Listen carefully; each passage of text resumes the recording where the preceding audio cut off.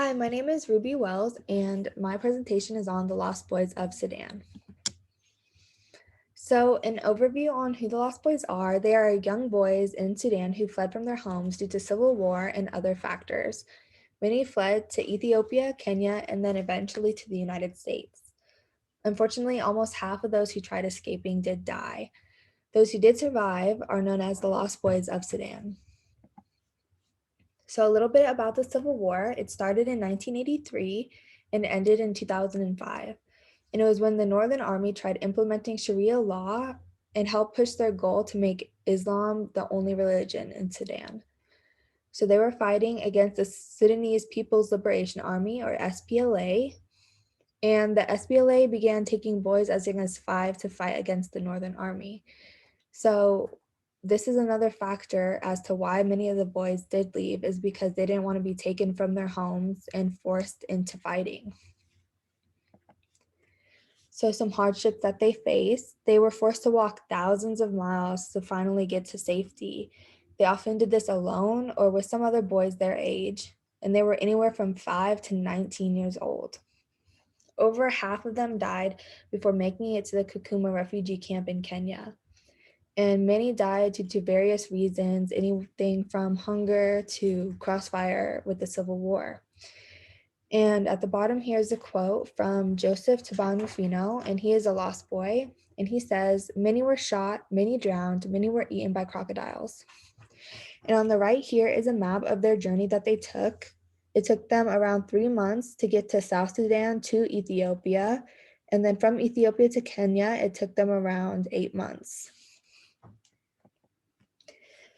So, over 20,000 young boys fled to Ethiopia, and unfortunately, a civil war started there in 1991, causing them to leave again. So, they left to the Kakuma refugee camp in Kenya, and only 10,000 boys made it. And this picture here is of that camp. So, a little bit about the camp: it was run by the International Rescue Committee, or IRC. They provided health services to those who were injured, malnourished, or disabled. And they also provided educational programs to help them learn a trade.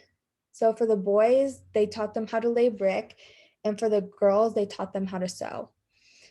And they helped many start saving accounts and access to loans so that they could help jumpstart them to get a new life and just help them survive.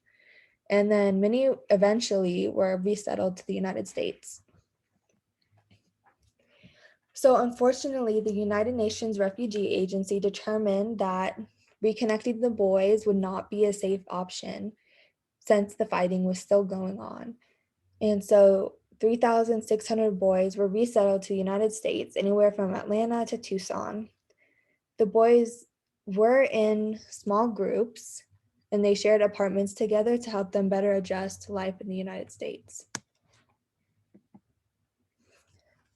So, adapting to life in the US. Many were really excited to go to college, but the IRC put a big emphasis on getting a job first and to not start school right away.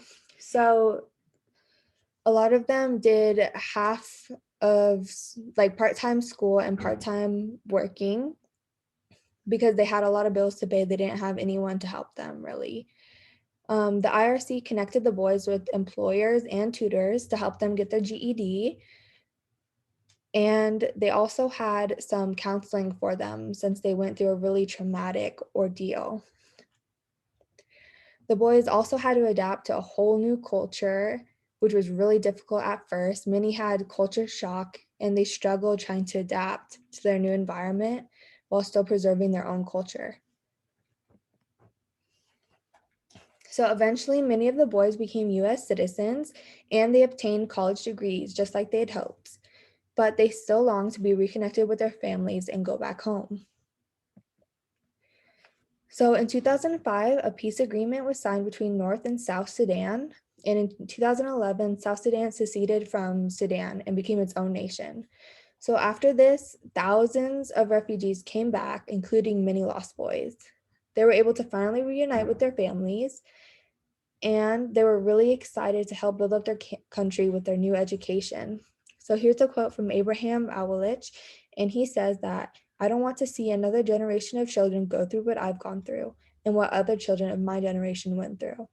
And on the left, there's a picture of him, not of Abraham, but of a different boy getting reconnected with his family. But unfortunately, in 2013, fighting begins again in South Sudan's capital because there was tensions between the president and an opposing leader. So once again, millions are being threatened into leaving their homes, and there's a giant humanitarian crisis and lots of violence against different ethnic groups in the area. So lost boys who were finally able to go home may have to leave once again. So if you are interested in this topic or to learn more about their stories, here are some books about the Lost Boys written by Lost Boys, so you can get firsthand what happened to them. And here is my works cited page. Thank you guys.